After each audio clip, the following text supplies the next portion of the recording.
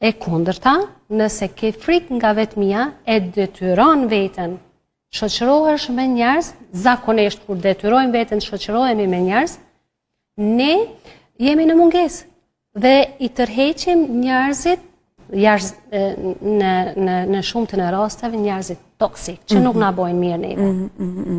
Edhe, do më thonë, gjithë shka fillon nga vetja jonë. Edhe unë e thamë, ma e mira që njeriu mund të bëj, është gishtin, ta mos të drejtojmë të tjetri, po ta kthejmë të vetja. Unë për shembull, sa herë që reagoj ndaj një personit, sa herë një person me acaron mua, nuk e fajsoj personin, po me njerë kthej vete, e kthej fokusin të vete dhe thamë çka kam unë brenda meje që nuk e kam shëru ende. Dhe kjo prap simbolizon, kjo ndriçimi i qyteteve, simbolizon prap që shërim brenda vetes. Kur ti je i shëruar brenda vetes, ne shpërndojmë ndriçim, dashuri.